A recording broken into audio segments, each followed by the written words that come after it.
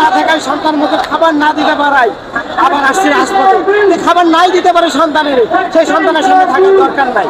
এই উদ্দেশ্যে আসছে আর সবাইকে হয় সমাধান হবে নাইলে মারা যাবো। সন্তানের জীবন দিয়ে গেছে, জীবন দিয়ে তাহলে বৈষম্য দূর হবে। এখন বৈষম্যের ভিতরে আমি যদি 5 মাস ঢাকা শহরে বেতন না পাই, আমার বাড়িওয়ালা কতদিন থাকতে দেবে? আপনার বাড়ি আমি ভাড়া থাকলে আপনি কতদিন আমার ভাড়া ছাড়া থাকতে দেবেন? 1 মাসের 10 তারিখ গেলে 15 মাসের 10 তারিখ গেলে ভাড়া না দিয়ে নামাই দেয়।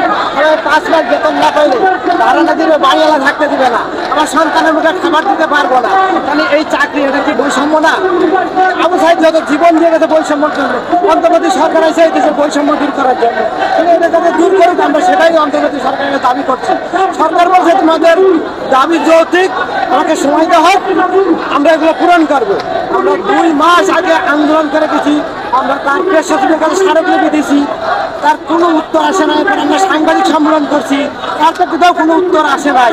না আসার প্রেক্ষিতে আমার মনের ক্ষোভে বেতন না থাকায় সন্তান মুখে খাবার না দিতে পারায় আবার আসছে হাসপাতালে খাবার নাই দিতে পারে সন্তানের, সেই সন্তানের সঙ্গে থাকার দরকার নাই। এই উদ্দেশ্যে আসছে আর সবাইকে হয় সমাধান হবে নাইলে মারা যাবো। সন্তানের সামনে ফিরে যেতে চাই না, যেই সন্তানের মুখে খাবার না দিতে পারে বাবা হয়ে সেই সন্তানের সামনে ফিরে যেতে চাই না। এটাই আমার অন্তর্বর্তী সরকারের কাছে দাবি, আমাদের স্থায়ীকরণ না করুক। আমাদের বিরুদ্ধে বৈষম্য আছে, মাতৃকালীন ছুটি নাই, বৈশাখী ভাতা নাই, মাসের বেতন মাসে পাই না। আমার ব্যালেন্স, আমার চেক অ্যাকাউন্টে ব্যালেন্সে টাকা ঢোকে 17,610 টাকা, আমাকে কেন 16,000 টাকা দেওয়া হয়? বাকি ব্যাংক কেন কেটে নয়? আমার চেক আরেকজনের কাছে কেন থাকে? আমার ব্যাংক অ্যাকাউন্টের চেক যদি আরেকজনের কাছে থাকে তার মানে তো এটা বৈষম্য। এই বৈষম্যগুলো সরকার দূর করুক, এটাই আমরা সরকারের কাছে আবেদন করছি। আমার কোনো স্থায়ীকরণ করতে সময় লাগছে, ভালো কথা লাগুক। আমরা প্রতি মাসে যাতে বেতনটা পাই, আমাদের বাচ্চাদের মুখে খাবার দিতে পারি। আমরা কম টাকা পাই, তারপরেও প্রতি মাসে যেন বেতনটা পাই, তাহলেও তো একটা বৈষম্য দূর হয়। সরকার কোনো কিছুই করতেছে না। আপনাদেরকে মাসের বেতন মাসে দেওয়া হয়? কখনো দেওয়া হয় না। 5 মাস 6 মাস পরে বেতন দেয়। 5-6 মাস ঘর ভাড়া দিব কোথা থেকে? চুরি করে আনবো? রাস্তায় চুরি করবো না ডাকাতি করবো না ছিনতাই করবো? কি করে খাবো?